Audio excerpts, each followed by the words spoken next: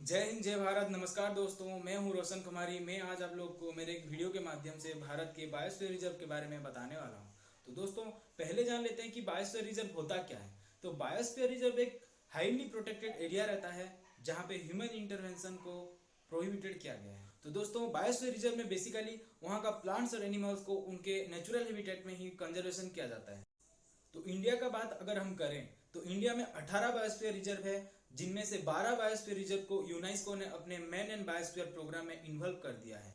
तो ये man and biosphere programme क्या है?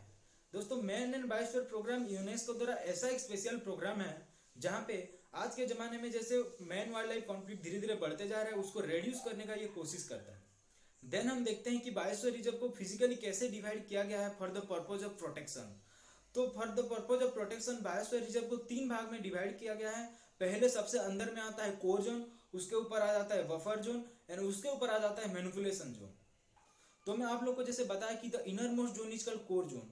तो कोर जोन में होता क्या है, कोर जोन में क्या करने के लिए गवर्नमेंट ने परमिशन दिया है?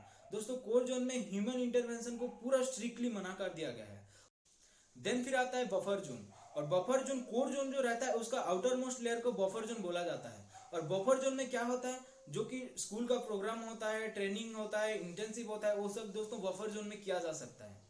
And the outer most zone is called manipulation zone. And manipulation zone में ह्यूमन एक्टिविटी क्या क्या होता है? मैनिपुलेशन जोन में दोस्तों क्रॉपिंग हो गया, रिक्रिएशन हो गया, फॉरेस्ट्री हो गया, सेटलमेंट हो गया, ये सब जैसे ह्यूमन एक्टिविटी मैनिपुलेशन जोन में किया जा सकता है। तो चलिए अब आगे बढ़ते हैं और देखते हैं कि भारत का जो 18 बायोस्फीयर रिजर्व है वो कौन कौन से राज्यों में है और उसका नाम क्या क्या है। तो दोस्तों, पहले हम शुरू करते हैं भारत के नॉर्दर्न साइड से। नॉर्दर्न साइड से दोस्तों पहले आ जाता है हिमाचल प्रदेश। और हिमाचल प्रदेश में जो बायोस्फीयर रिजर्व है उसका नाम कोल्ड डिजर्ट बायोस्फीयर रिजर्व। उसके बाद दोस्तों हिमाचल प्रदेश के बाद आ जाता है उसका पड़ोसी उत्तराखंड में और एक बायोस्फीयर रिजर्व है। तो उत्तराखंड में जो बायोस्फीयर रिजर्व है दोस्तों उसका नाम है नंदा देवी बायोस्फीयर रिजर्व। उत्तराखंड के बाद हम लोग चलेंगे नॉर्थ ईस्ट की तरफ से। और नॉर्थ ईस्ट के स्टेटों में घुसने से पहले हमें देखने को मिलेगा सिक्किम में एक बायोस्फीयर रिजर्व है। तो सिक्किम में दोस्तों जो बायोस्फीयर रिजर्व है उसका नाम है कांचनजोंगा बायोस्फीयर रिजर्व। और कांचनजोंगा बायोस्फीयर रिजर्व के बाद हम लोग जाएंगे नॉर्थ ईस्ट के स्टेट की तरफ से। और नॉर्थ ईस्ट में पहले आ जाता है आसाम। आसाम में दोस्तों दो दो बायोस्फीयर रिजर्व आपको देखने को मिलेगा। पहला वाला जो है मानस बायोस्फीयर रिजर्व और दूसरा वाला जो है दिब्रू सिकावा बायोस्फीयर रिजर्व। दिब्रू सिकावा के बाद हम लोग देखेंगे कि आसाम के ऊपर में और एक राज्य स्थित है जिसका नाम है अरुणाचल प्रदेश। और अरुणाचल प्रदेश में दोस्तों एक बायोस्फीयर रिजर्व है जिसका नाम है दिहांग दिबांग बायोस्फीयर रिजर्व। उसके बाद दोस्तों नॉर्थ ईस्ट में और एक राज्य में और एक बायोस्फीयर रिजर्व है, वो है दोस्तों मेघालय। मेघालय में हम लोग देखेंगे तो दोस्तों वहाँ एक बायोस्फीयर रिजर्व है, उसका नाम है नोकरेक बायोस्फीयर रिजर्व। तो नॉर्थ ईस्ट का बायोस्फीयर रिजर्व देखने के बाद हम लोग आ जाते हैं दोस्तों वेस्ट बंगाल के पास। वेस्ट बंगाल में एक बायोस्फीयर रिजर्व है जिसका नाम है Sundarban biosphere reserve. West Bengal के बारे में आप लोग को थोड़ा बहुत पता होगा कि वेस्ट बंगाल में जो रॉयल बंगाल टाइगर था वो ऑल ओवर वर्ल्ड में फेमस था। तो उसके बाद दोस्तों वेस्ट बंगाल का पड़ोसी है उड़ीसा राज्य। और उड़ीसा राज्य में आप लोग को पता होगा एक ही बायोस्फीयर रिजर्व है, वो है सिमलीपाल बायोस्फीयर रिजर्व। उड़ीसा का देखने के बाद हम लोग भारत के अंदर की तरफ जाते हैं। अंदर की तरफ दोस्तों पहले आ जाता है छत्तीसगढ़ राज्य। और छत्तीसगढ़ में एक बायोस्फीयर रिजर्व है दोस्तों, वो बस छत्तीसगढ़ में नहीं बल्कि छत्तीसगढ़ और मध्य प्रदेश दोनों राज्यों में फैला के है, जिसका नाम है दोस्तों अचानकमार अमरकंटक बायोस्फीयर रिजर्व। तो छत्तीसगढ़ के बाद हम लोग देखते हैं मध्य प्रदेश का। तो दोस्तों मध्य प्रदेश में दो दो बायोस्फीयर रिजर्व है।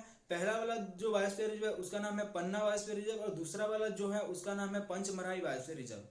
फिर हम लोग देखेंगे दोस्तों कि भारत का सबसे बड़ा जो बायोस्फीयर रिजर्व है वो कहाँ है। तो भारत का जो सबसे बड़ा बायोस्फीयर रिजर्व है वो गुजरात में है। और गुजरात में उसका नाम है दोस्तों the great run of Kutch. Gujarat के बाद दोस्तों हम लोग नीचे की तरफ आते हैं। और नीचे की तरफ दोस्तों केरला, कर्नाटका, तमिलनाडु, ये तीनों राज्यों में बहुत बड़ा बायोस्फीयर रिजर्व फैला हुआ है जिसका नाम है कि नीलगिरी बायोस्फीयर रिजर्व। तो नीलगिरी के बाद दोस्तों केरला और तमिलनाडु दोनों राज्यों में मिलकर एक बहुत बड़ा बायोस्फीयर रिजर्व फैला हुआ है जिसका नाम है अगस्त्यमलाई बायोस्फीयर रिजर्व। अगस्त्यमलाई के बाद दोस्तों हम लोग ऊपर की तरफ जाएंगे तो आंध्र प्रदेश जो राज्य है उसी में मध्य और एक बायोस्फीयर रिजर्व है। तो उसका जो बायोस्फीयर रिजर्व है दोस्तों उसका नाम है शेषाचलम बायोस्फीयर रिजर्व। उसके बाद दोस्तों शेषाचलम के बाद हम लोग फिर से नीचे की तरफ जाएंगे तो तमिलनाडु राज्य में दोस्तों वहाँ का जो मेराइन एरिया है, मेराइन एरिया में आप लोग को और एक बायोस्फीयर देखने को मिलेगा, वो है दोस्तों the gulf of Mannar. Gulf of Mannar के बाद भारत में और एक बायोस्फीयर रिजर्व है जिसको मिला के कि भारत का 18 बायोस्फीयर रिजर्व होता है दोस्तों, वो है अंडमान एंड निकोबार आइलैंड में है और उसका नाम है the great Nicobar biosphere reserve. तो दोस्तों आज हम लोग इस वीडियो के माध्यम से देख लिए कि भारत का जो 18 बायोस्फीयर रिजर्व है वो कौन कौन से राज्य में है और उसका नाम क्या है।